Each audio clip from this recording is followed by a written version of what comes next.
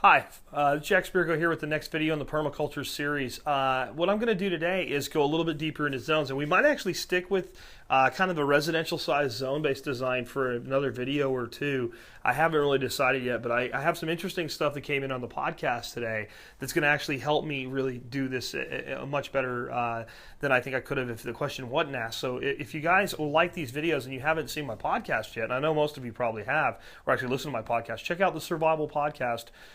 .com. There's over 925 episodes of the podcast, about an hour a day there you can check out. So anyway, last time we talked about zones, we talked about it from a standpoint of very large zones on something like, let's say, a 20-acre farm. And we talked about all 5 zones. And in this instance, we're going to talk about maybe breaking it down into, let's say, 3 zones. And maybe one little piece of zone 5, like wildlife habitat, we could sneak in somewhere. But this is the interesting question. Let's talk a little bit about what we're looking at here.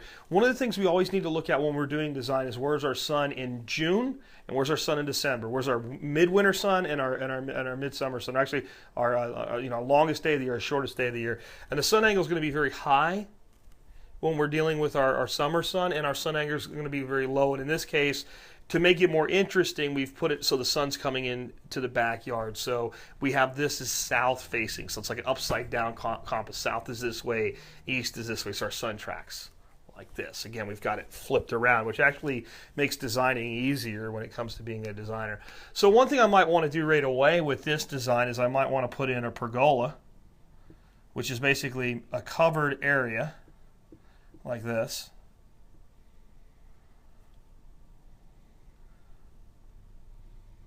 And I might want to do some plantings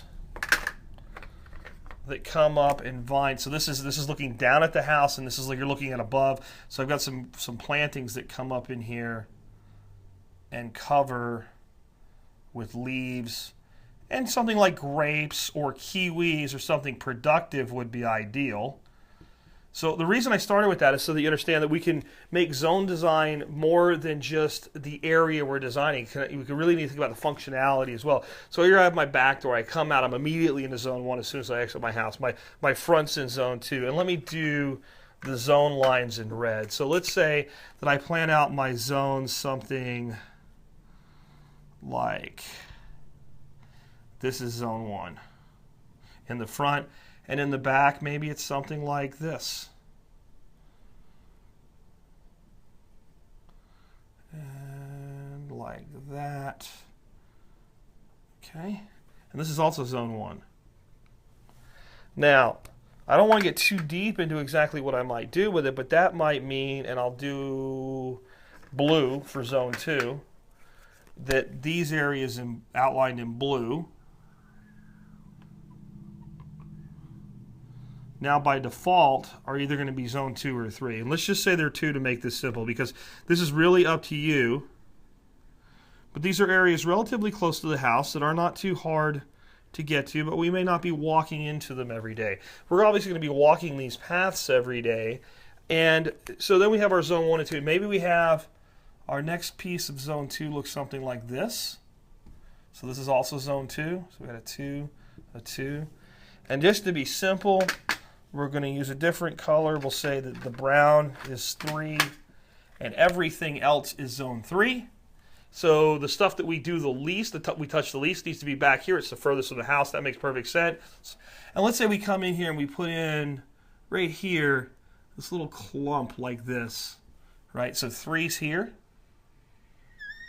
And let's say that we don't have a 4, we just have a 5. Because remember, 5 is untouched wilderness. That marker has done its last, so we're going to call it zone 5, because we're not going to completely untouch this in suburbia, but we're going to make that predator habitat. We're going to plant some really hardy perennials and pretty much leave it go and make it like a little wilderness for our predators. Now, that's all good and well, and we've talked about zones enough where you can probably imagine a little bit hardier perennials around in these zones here, stuff that we don't touch every day. Maybe we have a little wood pile located right here. So we've got our wood pile here, a little staging area to bring wood during the time of year we're using, all different types of things. Now, it would make sense then that if we were going to have chickens in this suburban design, that we would have them somewhere here along the peripheral of zone 1, maybe even tucked in beside the house or something, someplace it's easy to get. But let's say that due to code regulations, let's say that due to whatever it might be, and I'll use red for the chicken house, maybe the person put it in, or maybe we bought the house, it was already there, and there's chicken runs right along here and right along here. So those are chicken runs. And that right back here is our chicken house. And I'll just make it really big and obvious. Our chicken house is back there. So our main house here, our chicken house is all the way back there. Now this doesn't work, does it? I shouldn't have used red. Let's just, we'll let the chicken house be red. Let's make a different color for our chicken runs so that they stick out. I didn't use green, so passing right through the zones, we have 2 chicken runs, right? And that means we're going to probably want to end our chicken run here so they don't mess up our little bit of wilderness. But maybe we have this sequestered off into 4 different runs so the chickens can go 1 day, 2 day, 3 day, 4 day, 5 day back. And that way they don't overdo things. The woods may be stacked outside, but you get the feel for how this is.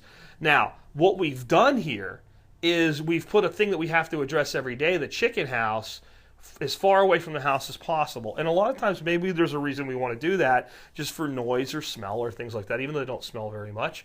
But one way or another, it's already out there. Now, what do? This is actually really easy. What we do is we come in here like this, and we say our zones are flexible, and we mean it. I get rid of my sun angle so that we don't need to look at it right now. So we can just not let that distract us.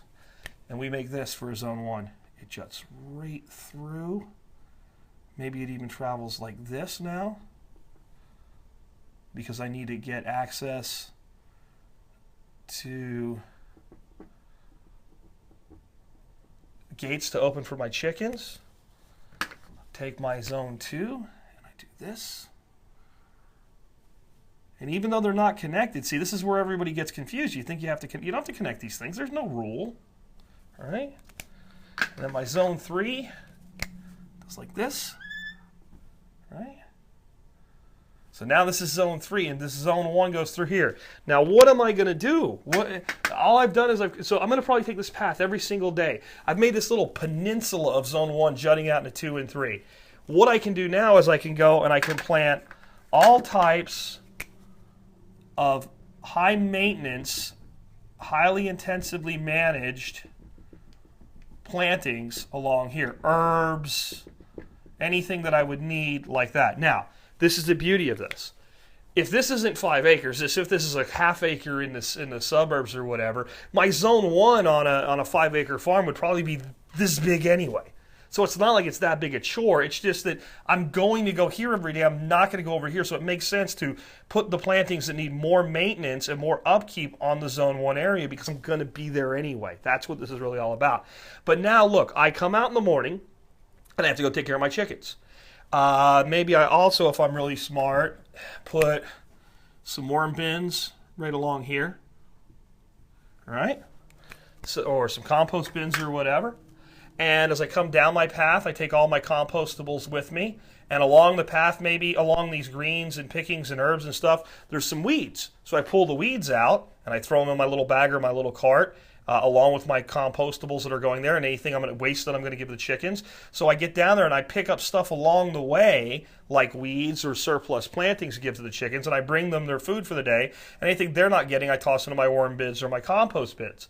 I take my eggs, I turn around and come back, and now I pick chives and basil and stuff like that, and I come back inside and I make my omelet. So I've made the solution has become the problem, or the problem has become the solution, because this was already here. Now, if I had bought a farm and my little hen house was 400 yards away, even if it was a permanent structure, I'd probably rebuild it, repurpose it, reconstruct the situation, and redesign it. But in a suburban yard, you don't have to really think that hard about how far away things are. It's more about pathways and spaces. So there's a new way to look at zones in a suburban environment without limiting yourself and thinking that, like, see, we have these 4 different patches that are all zone 2 with zone 1 jutting in between them, zone 3. Really easy stuff if you don't try to make it hard. Remember, the ultimate questions that are asked in permaculture that almost always have the same answer. What if? The answer is probably it doesn't matter. And can I? The answer is probably yes.